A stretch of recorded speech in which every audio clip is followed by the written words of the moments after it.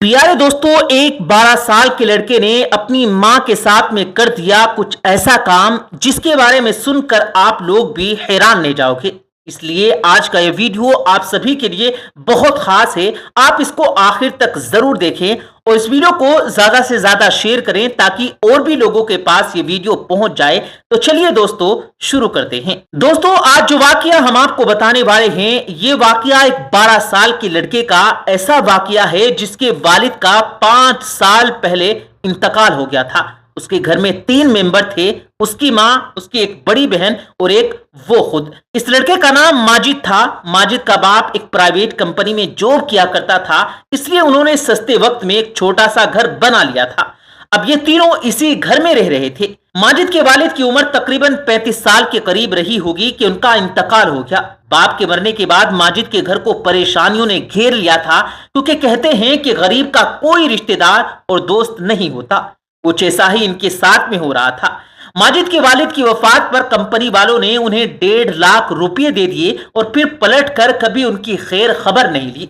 और ऐसा ही कुछ हाल उनके रिश्तेदारों का भी हो गया था। वो भी सब अपने अपने कामों में मसरूफ हो गए। अब माजिद की मां के कंधों पर औलाद की परवरिश का बोझ आ गया था। उसने इद्दत के लिए अपने घर के अंदर ही गुजारे और उसके जो पैसे कंपनी वालों की तरफ से मिले थे उनको वो थोड़ा थोड़ा खर्च करती रही। लेकिन बड़े बुजुर्गों का कहना है कि घर में बैठे बैठे तो भरे हुए कुएं भी खाली हो जाते हैं और उनके पास में तो सिर्फ 1.5 लाख रुपए ही थे, जो मुश्किल से कुछ महीनों तक उनके काम आते रहे। लेकिन फिर वो भी खत्म हो गए और अब सभी को मालूम है कि खर्चे तो कभी रुकते नहीं और पेट भी खाने को मांगता है। लेकिन अब खर्चे के लिए माजिद की मां के पास में पैसे नहीं थे और आमदनी का कोई भी जरिया नहीं था। इसलिए अब तंग आकर माजिद की मां ने कुछ काम करने की ठान ली और अल्लाह का नाम लेकर काम ढूंढने के लिए अपने घर से निकल पड़ी। पहले एक घर में उसे साफ सफाई का कुछ काम मिला और उसके बाद में फिर 2 और घरों में उसे यही काम मिल गया। अब तीनों घरों से उसे 10,000 के करीब मिलने लगे थे। लेकिन इन पैसों से उसके घर का खर्चा भी बड़ी मुश्किल से चल रहा था, क्योंकि करीब 6,000 तो बच्चों की फीस में चला जाता और उसके अलावा फिर बिल वगैरह के पैसे निकाल कर उनके पास में सिर्फ 3,000 ही बचते थे। इस तरह से फिर महीने के आखिर में उन्हें फाकों की नौबत आन पहुंचती। दोस्तों, एक दिन माजिद अपनी स्कूल में बैठा हुआ अपनी पढ़ाई में मशगूल था। उसने 2 दिन से कुछ नहीं खाया था। उसका सिर्फ पानी पर ही गुजारा हो रहा था, जिसकी वजह से माजिद का रंग भी पीला पड़ चुका था। उसकी आंखों के आगे बार बार अंधेरा आ रहा था, लेकिन फिर भी वो अपनी पढ़ाई करने में मशगूल था। माजिद के एक टीचर थे जिनका नाम हामिद सर था। जब उन्होंने माजिद को इस हाल में देखा तो वो समझ गए कि माजिद की तबीयत कुछ ठीक नहीं है। इसलिए उन्होंने माजिद को अपने पास में बुलाया। माजिद मुश्किल से अपने आप को संभालता हुआ और लड़खड़ाते हुए कदमों के साथ आकर हामिद सर के सामने खड़ा हो गया। उसकी टांगे भी उसका साथ नहीं दे रही थी। ये देखकर माजिद के टीचर हामिद सर को मालूम हो गया कि माजिद की ऐसी हालत क्यों हो रही है। उन्होंने फौरन ही पूछा कि बेटा क्या बात है, तुम ठीक तो हो ना?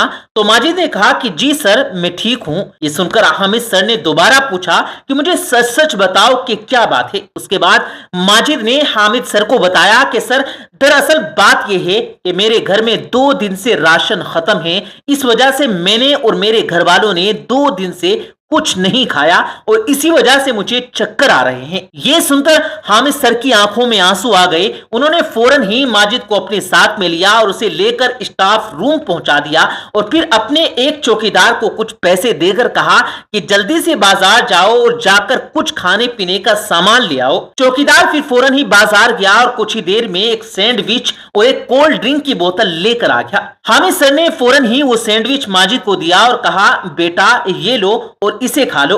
उसके बाद हामिद सर ने माजिद से पूछा, बेटा क्या इससे तुम्हारी तबीयत में कुछ बेहतरी आई है?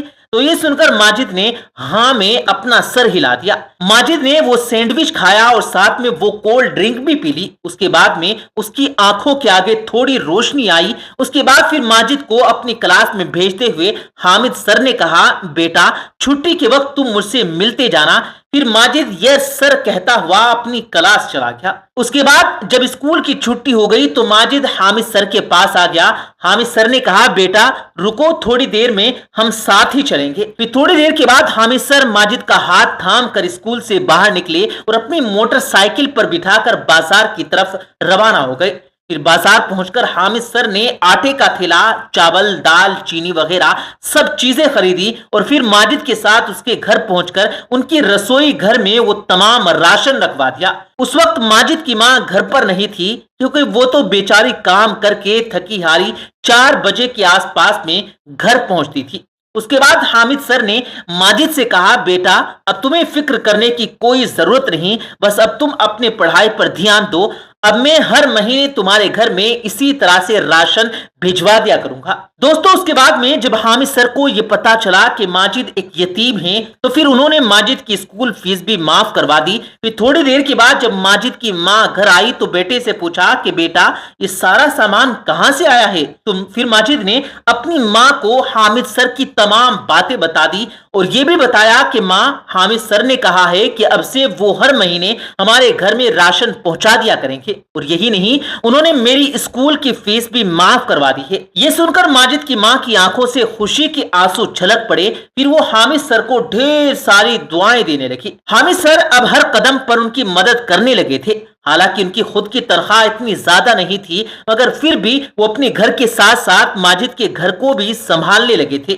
پھر ماجد کی ماں اگلے دن حامد سر کا شکریہ ادا کرنے کے لیے ان کے اسکول پہنچی تو حامد سر نے ماجد کی ماں سے کہا کہ ماں جی آپ مجھے اپنا بیٹا ہی سمجھو، آپ کی مدد کرنے میں مجھے بہت زیادہ خوشی ملتی ہے۔ یہ سن کر ماجد کی ماں خوش ہوتے ہوئے اپنے گھر چلی گئی۔ دوستو اس کے بعد وقت گزرتا گیا، ماجد اپنی پڑھائی میں اور بھی زیادہ لگن کے ساتھ محنت کرنے لگا۔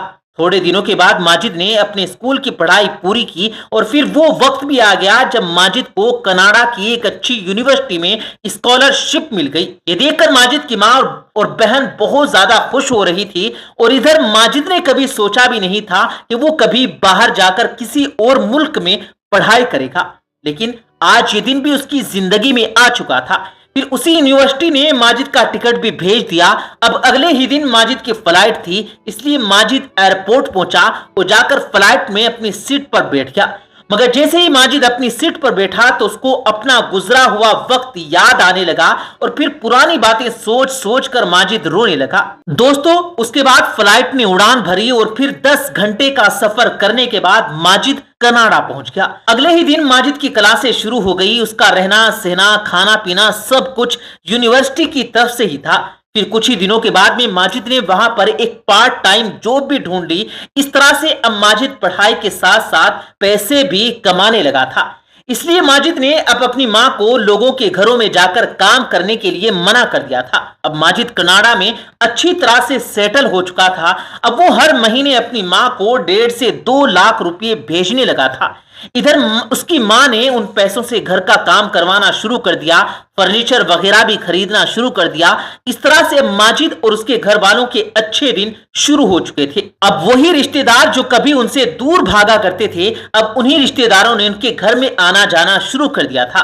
اس طرح سے پھر ماجد کا 2 سال کا وقت کس طرح سے گزرا اسے پتا نہیں چلا۔ اب اس کی بڑی بہن کی پڑھائی بھی پوری ہو چکی تھی اور ادھر ماجد کی ڈگری بھی کمپلیٹ ہو چکی تھی۔ پھر یونیورسٹی کی تقریب میں ماجد کو پاکستان کی کمپنی نے جاب آفر کر دیا جس میں مہینے کی سیلری 4 لاکھ روپے تھی۔ ماجد آج یہ نوکری پا کر بہت خوش ہو رہا تھا۔ اب اس کا کینیڈا میں آج آخری دن تھا، اس لیے پھر ماجد نے اپنی ماں اور بہن کے لیے ڈھیر سارے گفٹ خریدے اور پھر اگلے ہی دن فلائٹ سے وہ اپنے گھر پہنچ گیا۔ بیٹے کے گھر آتے ہی ماں نے گلے سے لگا لیا اور وہ اسے چومنے لگی کیونکہ اب ماجد ایک کامیاب شخص ہو کر واپس لوٹا تھا۔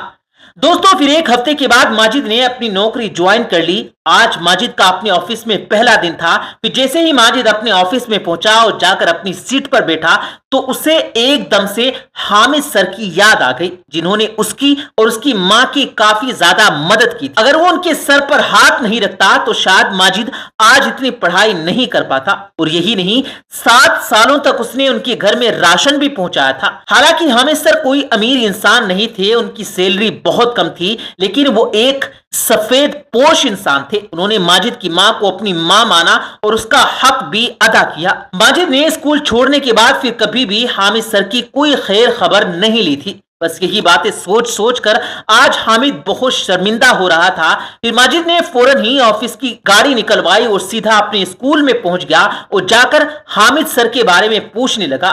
तो ये सुनकर स्कूल के स्टाफ ने बताया कि हामिद सर तो 2 साल पहले ही स्कूल छोड़ चुके हैं। फिर माजिद ने उनके घर का पता मालूम किया और फिर बहुत सारे फल और मिठाइयां लेकर हामिद सर के घर पहुंच गया। माजिद ने देखा कि हामिद सर काफी ज्यादा कमजोर हो चुके थे और वो इस वक्त बच्चों को ट्यूशन पढ़ा रहे थे, जिससे उनके घर का चूल्हा चलता था। माजिद ने हामिद सर की हालत देखी तो आंखों में आंसू आ गए। फिर माजिद को मालूम चला कि हामिद सर के एक बेटा और एक बेटी भी है। बेटी ग्रेजुएशन कर रही है, इसलिए वो ट्यूशन पढ़ाने में हामिद सर की मदद किया करती है और बेटा अभी पढ़ाई कर रहा है। उसके बाद माजिद ने हामिद सर का अच्छे हॉस्पिटल में इलाज करवाना शुरू कर दिया और साथ ही साथ उनके घर में रोजाना खाने पीने की चीजें पहुंचाने लगा। इस तरह से फिर थोड़े ही दिनों के बाद हामिद सर पूरी तरह से सेहतमंद हो गए। इस बीच माजिद की मां भी हामिद सर को देखने के लिए आती रही। एक दिन माजिद की मां ने हामिद सर से उनकी बेटी का हाथ मांग लिया। ये सुनकर फिर हामिद सर ने खुशी खुशी अपनी बेटी का रिश्ता माजिद के साथ में कर दिया। ये देखकर हामिद सर ने अल्लाह का शुक्र अदा किया और सोचने लगा कि अल्लाह ताला ने उसके मुश्किल वक्त में माजिद को उनका सहारा बना दिया और वो नेकी जो सालों पहले उन्होंने की थी, उनका सिला उन्हें उम्र के आखिरी पड़ाव में मिल रहा है। दोस्तों याद रखें, अल्लाह ताला इसी तरह से अपने बंदों को उनकी नेकियों का सिला दिया करता है। इसलिए हम सबको भी चाहिए कि हम सब भी अपने आसपास में ऐसे लोगों की मदद जरूर करें जो वाकई में मदद के हकदार हैं। अगर आज हम मुसीबत ज़दा और परेशान हाल लोगों का भला करेंगे, उनका ख्याल रखेंगे, तो कल अल्लाह ताला भी मुश्किल वक्त में हमारी मदद फरमाएगा। बेशक अल्लाह बेनियाज और अपने बंदों को रिज्क देने वाला है।